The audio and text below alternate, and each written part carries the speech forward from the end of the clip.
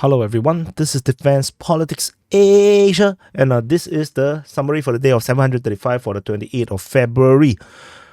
Massive changes again, breaking news, and I'm almost saying this almost on the daily basis. This is going to become the new meta, the new norm. So anyway, and we're going to go into the strategic and tactical reporting, and for sequence purposes, definitely I got to go by counterclockwise direction.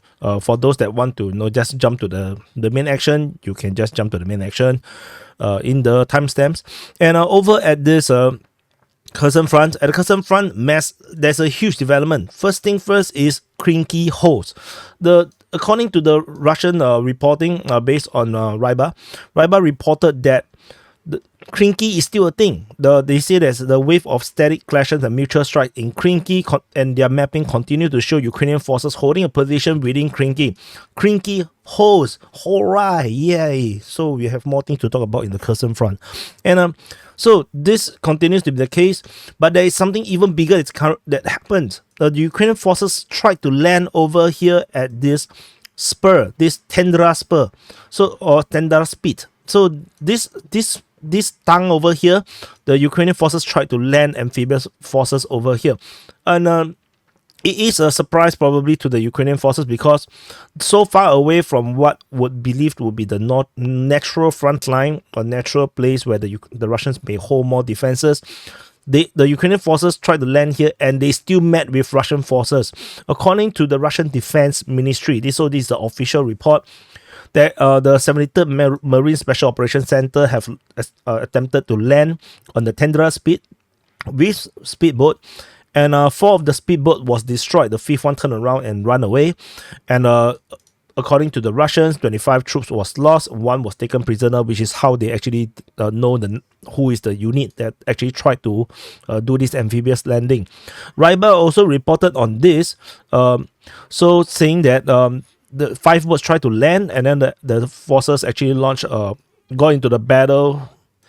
And so according to Ryba's reporting, 3 boats was actually damaged and sunk. 1 was washed ashore, and then the other one ran away. So the story slightly differs a bit. So the one that found ashore, there was 1 wounded soldier. That's the one that was taken prisoner and interrogated, which is why they realized who is actually the unit that was actually doing this amphibious assault. So this is actually very interesting because long time ago the Ukrainians actually landed over here. They actually managed to land successfully and actually have some battle west of Porovske, and that didn't work out. And so we would not. It would be hard to imagine the Russian forces actually have forces totally guarding the entire coastline. This is unimaginable. Imagine the manpower required to take and hold or guard every single front line. It's basically like buying lottery. You don't even know where the Ukrainians are going to come, so you buy every single number. So there is a very interesting amphibious assault that is being reported over in this Kherson Front. Moving on to the Zaporizhzhia Front. At the Zaporizhzhia Front, there is still continued fighting. So this is Zaporizhzhia, just one in case for those that are new. This is the Huaypole sector, Orikhiv sector, and the Kreminna sector. So in the strategic picture, the Huaypole sector went quiet. So the fighting is mainly over in the Orikhiv and the Kreminna sector. There is a fire attack by the Russians on Stepove, as well as Mali Shabaki. But it's not exactly an assault. And there is also similar situation coming over here at Novoporovska. And it's also not actually an assault. So the main push is currently still over at this Robotine region, with the Russian forces still pushing over here. The Ukrainian Defense Ministry made an interesting report. They say that they repelled Russian forces east of Robotine. So currently this. And the fact that they are attacking, they reported the Russians are on the eastern part of Robotine, kind of tacitly acknowledge that the Russians have captured the southeastern part of Robotine, because you can't reach the east without taking the southeast. So which means that the Russian forces actually has taken this place, corroborating the Russian claims. The Ukrainian mapping, I think, haven't get up to date in terms of this part. Ukrainians are also being reported to be counter-attacking at Robotine, according to the Russian Defense Ministry. So, this is the situation over at the Zaporizhzhia Front. We move on to the Donetsk Front. So this is the Donetsk Front. And the Velika Novosibirsk sector, Prashestivka, Zolotinova sector, Voleda sector, and Marinka sector. And the Russian forces continue their offensive in these regions here with more positional attacks over at Rivnopil and Staromayoske and Uruzhaine. So this is currently still ongoing. But the attacks are getting more intense. Seemingly all this fire attack may be a precursor to some kind of offensive. And the Russian forces are still conducting offensive over at Novomikhailivka, Georgievka, as well as Krasnohorivka. So this is the situation. However, based on geolocation, we have Voleda getting shelled by rocket artillery. So all this shelling is always indicative of possible action of Russian divisions. There's no news coming out from Novomikhailivka, but I think the situation becomes very stalemate-ish. Towards the rear, there's a lot of interesting situation. There's a lot of geolocation of airstrikes and attack on Ukrainian rear positions, with a heavy airstrike, allegedly 1,500 kilogram bomb drop on Otrivske, and then there is also behind in the Kurakoves industrial area.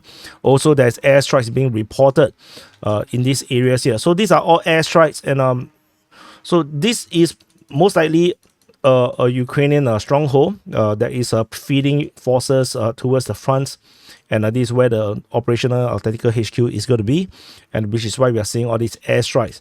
And then there's also missile strike hitting Ukrainian artillery just off Zoriane.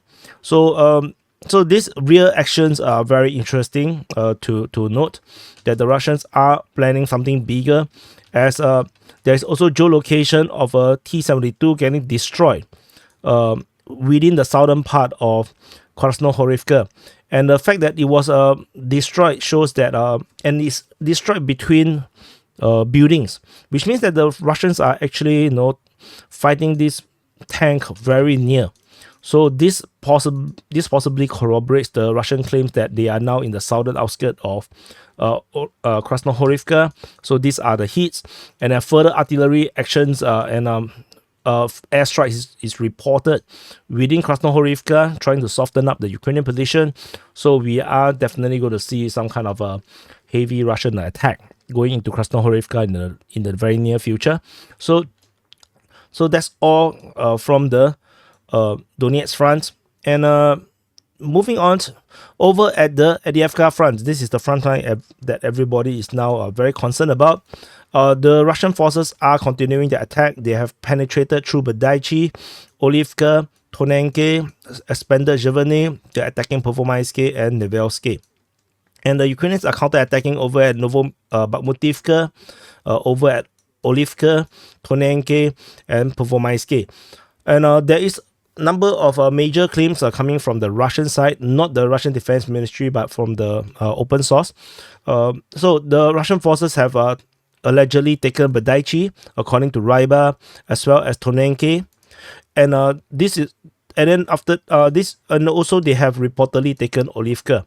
So all this information comes over the past 24 hours, which means that things developed really quickly. And for the Russians to take this much ground and take 3 different settlements in the space of 24 hours shows that Ukrainian forces lines have entirely collapsed in this region here. There is alleged withdrawal of Ukrainian forces from Olivka and Tonenke towards Umanske. And the Ukrainian forces at Badaichi have moved to Semenivka, and I believe this is not a holdable position because now they are getting enveloped, and a pincer attack is going to develop over at Semenivka.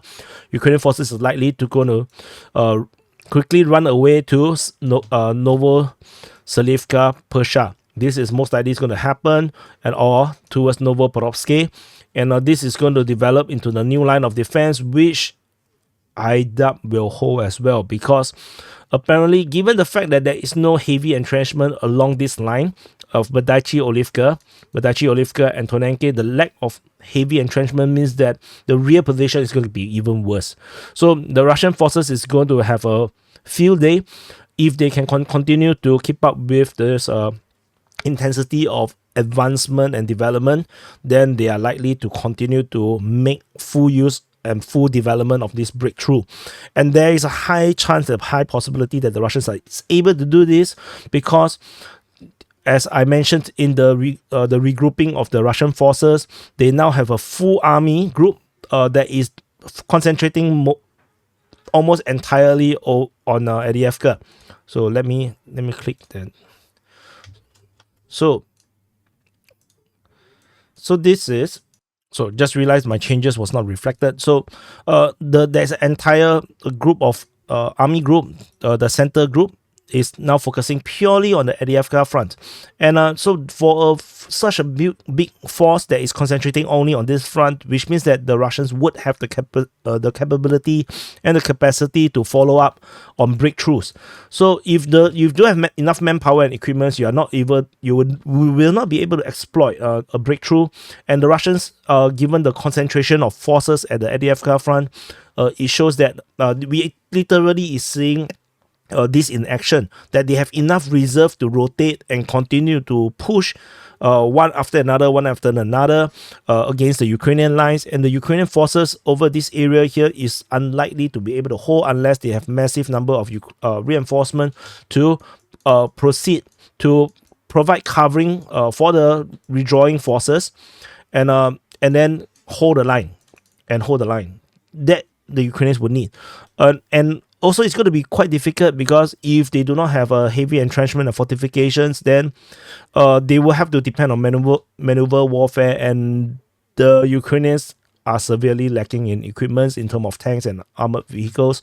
So, and then for these armored vehicles and all these things, is going to be very vulnerable to Lancet attacks as well. So Lancet are the suicide drones that is meant to target vehicles. So this is going to be one hell of a problem for the Ukrainian forces. So the situation, although there is all this claim about the capture of Badaichi-Olivka and Tonenke, this is only Russian claims. This is not corroborated by the Ukrainian side just yet. So it's important to take this with a pinch of salt first. But there is a high chance that this will develop further. So the Ukrainian mapping only mapped to half of Olivka. They gave up the entire southwest of Stepove. And but Badaichi, the one at Badaichi is not acknowledged by the Ukrainians. This other half of Olivka that was captured is also not acknowledged by the Ukrainians. The Ukrainians only acknowledge that Tonenke is now taken. The entire southern part is taken by the Russian forces, but this breakthrough, this finger is not. It's this way. This finger is totally not acknowledged by the Ukrainian side just yet. But so this is actually a bit weird because in the Avdiivka front, the Russian forces, the Russian information had always been lagging behind the deep state UAs, the Ukrainian side's mapping. So this time around, it is the Russians that are taking the lead ahead. Maybe it's the leap year, it's the 29th of February, so it's a leap year, so they leap ahead of the Ukrainian reporting. So we will continue to monitor and see where if this is the case. But there is geolocation of Bradley fighting vehicles getting hit by a FPV drone while it was retreating from Badaichi. So there's this strike around here, and another geolocation of Ukrainian forces getting hit by MLRS in the north of Badaichi. So there is some kind of a possibility based on geolocations.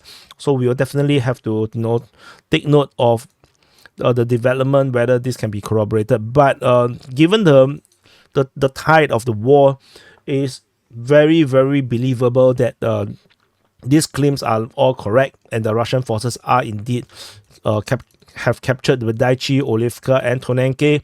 And there is also all this concern about Ukrainian forces getting stranded in these small little bulges at Semenivka and south of Olivka. They were definitely going to need to quickly run away. But I don't think the number of forces that is stuck in this area here is going to be significant. It's going to be very small. So we're definitely going to see the continued rout of the Ukrainian forces from now on, because there's totally no way to defend all these areas here right now. The next line of defense is here. this is a pre-war entrenchment, so this is definitely going to be a strong line, and the Russians are unlikely to going to break through that line quickly. The Russians is going to close up to the line and definitely do regrouping, clear up the conquered area before they make other further breakthrough through this front line. So we're definitely going to see more Russian captures until this line, this red line over here. So Cheretiny, Novoporovsky, all this line all the way to the Khalivka is going to be all gone.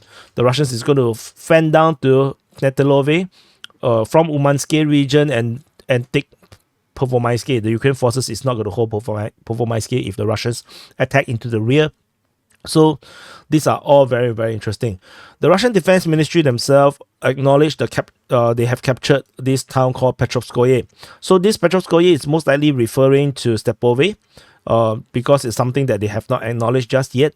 So this is likely to be referring to Stepove because this small little town is also known as Petrovskoye, just west of Krasnohorivka. So anyway, we will see this develop, but this is very, very exciting in terms of observers and war fans, or just war enthusiasts. This is a very exciting development, but of course people die, so don't celebrate too much. And so that's all from the AVDIIVKA front. We move on to, at the Niu-York Front. Ukraine forces continue to counterattack to try to draw Russian forces away from the offensive. Is not going to work because the center group of forces that is concentrating on AVDIIVKA does not take charge of the fighting over here in New York. So this diversion attempt is not going to work out. So this Ukrainian push is going to be deterred by the Russian forces that is stationed over here to protect Holivka. Is unrelated to the forces that is conducting the offensive action over AVDIIVKA. So this is not going to work. And moving on to the Bakhmut Front. This is Bakhmut city. And in the southern flank of the Bakhmut Front, the usual continues. The Russian forces continue to attack Klishevka, Andreevka, and Kudyumivka. So this is a continuation of what we already have been witnessing in this southern flank of the Bakhmut Front. So nothing special about this. Over the northern flank, the Russian forces continue to attack in the Bodanivka region. There's no frontline changes, but the frontline change is coming over at the Kayamske. So at the Battle of Kayamske continues totally neglected by most people because this is not sexy as compared to the breakthrough over AVDIIVKA, but this is also a breakthrough. The Russian forces quickly take half of Ivanivske. Since the last time we reported changes over here. So the Russian forces have made this breakthrough. The entire northern part and the eastern part of Ivanivske has fallen to the Russians. Only now with the west or southwestern part of Ivanivske remains under Ukrainian control, and it doesn't look positive for the Ukrainians. It looks like they will give up this settlement within the next few days because it's just unholdable. They're just unable to hold this. The Ukrainians will try their best to take strong positions over in the forest region on the western part of Ivanivske and the northwestern part of Ivanivske. They'll definitely want to hold this line around here because this is at least forest. It's a bit harder to clear as compared to a building. So, but this push is going to continue. The Russians are going to continue to push all the way to the forest, and then we will see what the Russians are going to do.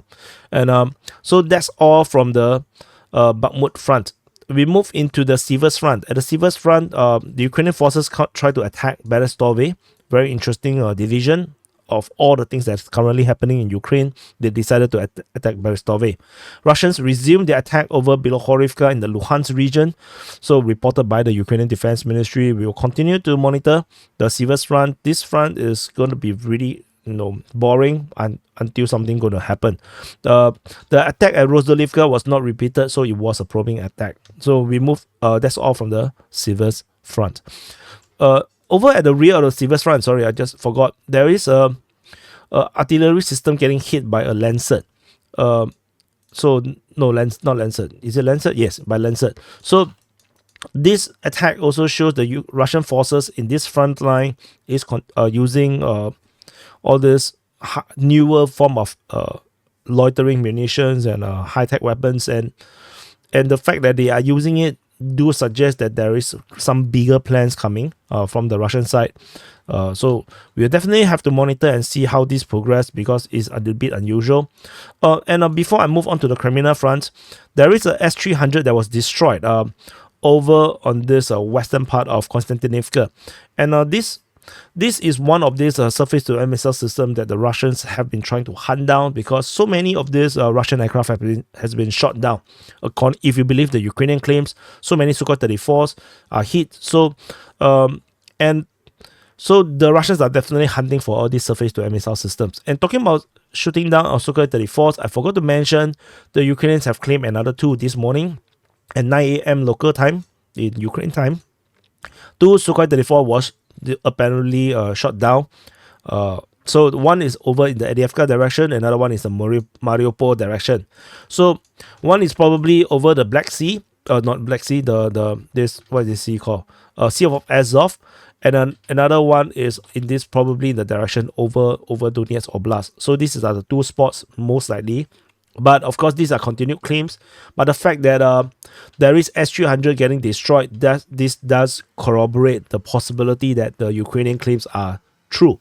Because if there is no surface-to-air missile systems getting hunted down, then of course it's going to be very dubious to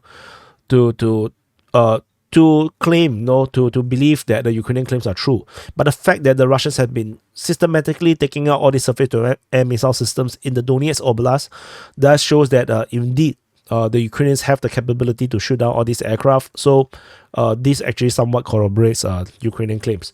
Over at the Kreminna Front, so this is Kreminna city. At the Kreminna Front, the fighting continues to be at Terny and Yampolivka, with Ukrainian forces counterattack at Terny. So this is pretty much the strategic situation over at Kreminna. Nothing to really shout about. We move up north, nothing at Siversk Front. Over at the Kupyansk Front, this Kupyansk city, and this is the Kupyansk Front. As usual, the Russian forces are attacking out of Zaporizhzhia. We have no further details in regarding of this push. And the scam continue over at Sinkivka, where the Russian and Ukrainian forces both claim they are attacking each other or defending against each other at Sinkivka, but there's totally no news about what the hell is happening over there. So that's all from the Kupyansk Front.